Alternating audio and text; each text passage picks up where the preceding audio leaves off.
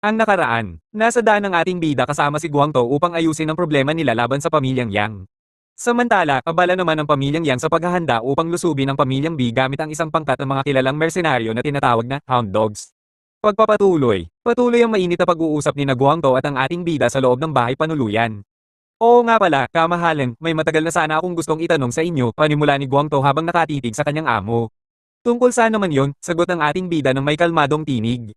Tungkol po sa inyong martial arts. Paano po ninyo nagagawang talunin ng ganoon kadali at parang wala lang ang mga gagawang yon?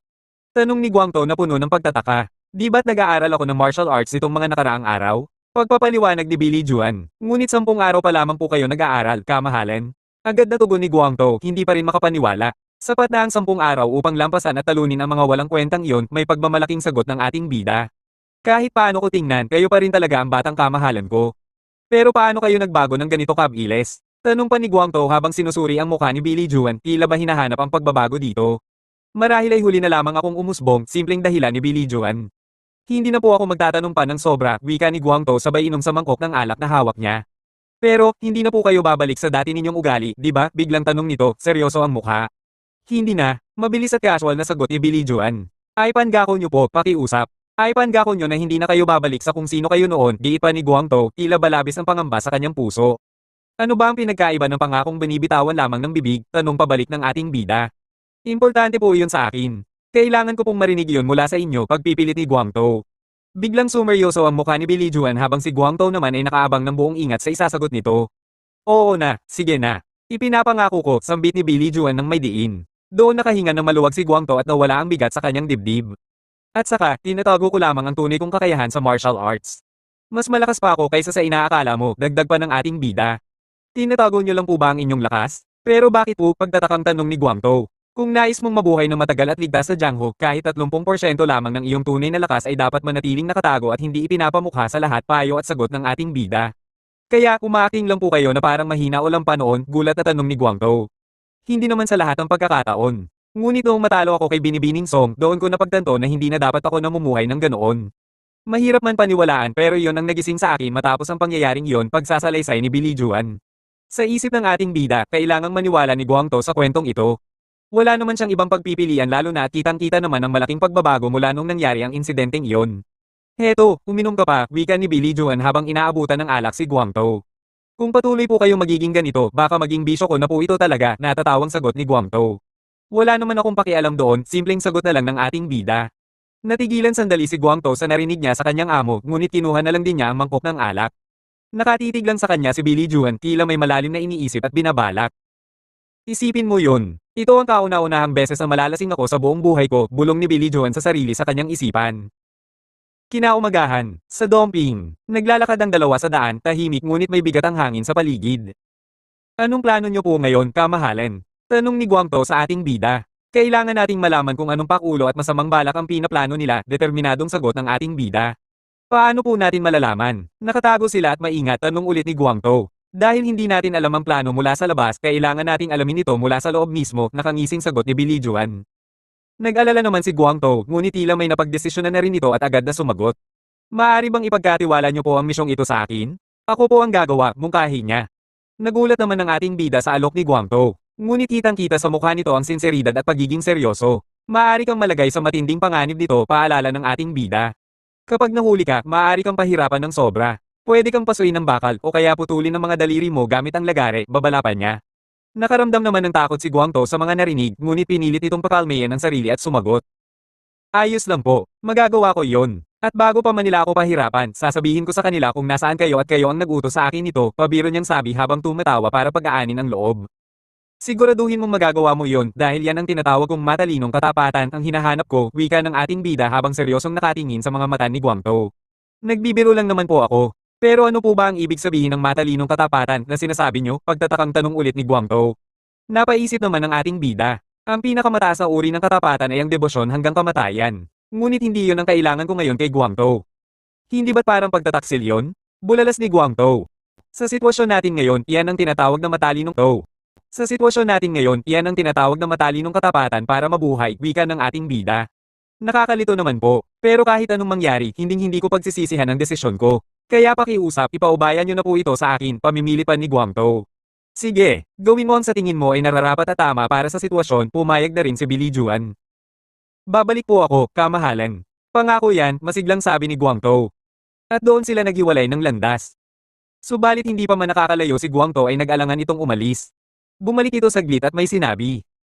Kahit hahayaan niyo akong umalis ng mag-isa, susundan niyo naman po ako ng palihim, di ba? Natatawang tanong niya. Poprotektahan niyo po ako mula sa malayo, di ba? Kung iyan ang nakakapagpapanatag sa iyo, isipin mo na lang na ganoon ang mangyayari, sagot ang ating bida. Simula pa lang ng planong ito ay balak ko nang ipagkatiwala ito sa iyo, dagdag pa niya. Tumalikod na lang si Guangtou at sumigaw, pagbalik ko po nito, bibilhan niyo ako ng maraming alak. Tinitigan na lang siya ni Billy Juan habang unti-unti itong nawawala sa paningin. Naniniwala ako, ang samahan na nabuo ko kay Guangtou ay hindi madaling masisira ng ganito lang. Only then, the relationship between Guangtou and Jiang Ho will truly begin. Kaya siguraduhin mong babalik ka, bulong niya sa sarili.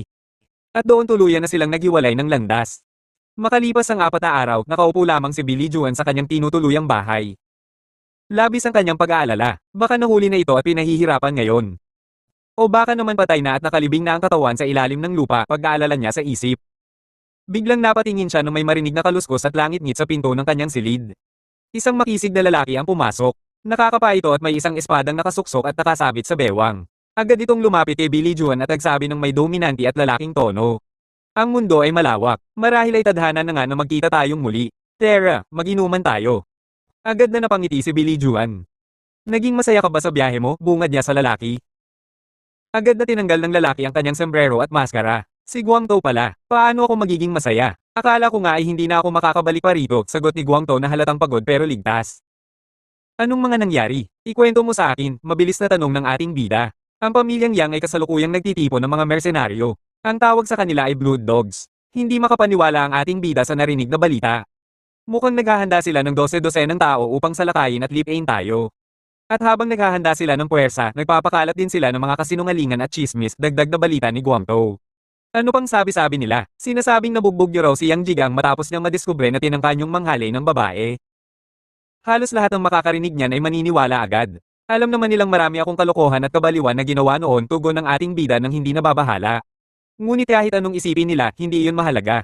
Kahit gaano pa kayo manakit o maniga, alam naming hindi kayo bababa sa puntong manghalay kayo ng babae, seryosong saad ni Guangtou. Alam mo namang ang haka-haka ay lalong lumalaki at lumalala habang pinag-uusapan, ani ni Billy Juan. Oo nga pala, paano mo nalaman ang lahat ng ito? Pumasok ka ba at kunwaring mersenaryo sa kanila? Tanong ulit ni Billy Juan. Hindi po, isang katulong ang nagsabi sa akin. At ang katulong na iyon ay pumanig na sa atin, kwento ni Guangtou habang seryoso. Hindi alam ni Billy Juan kung ano ang magiging reaksyon pero napangiti siya.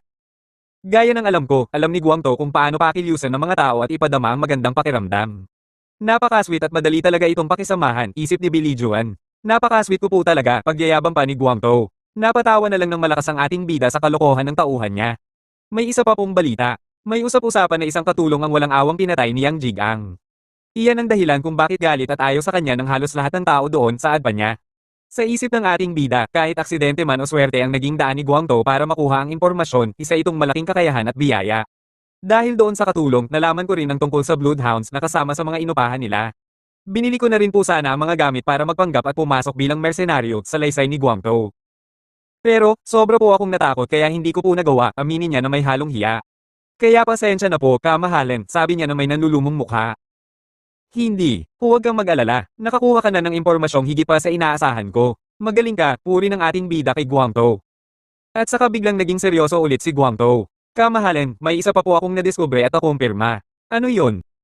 Naging seryoso din bigla ang mukha ng ating bida. Sumagot naman si Guangtou ng may kumpiyansa at ngiti, ang mukha ko po pala ay talagang epektibo at umaakit sa mga babae. Mukhang dismayado na lang si Billy Juan at napailing sa kalokohan ng kanyang kasama. Oo nga pala, babalik na ba tayo para iulat ito lahat kay Pinunong B? Tanong niya habang hinahaplos-haplos pa ang buhok. Hindi tayo babalik, mariin at seryosong sagot ng ating bida. Nagulat naman si Guangtou sa sagot ng amo niya.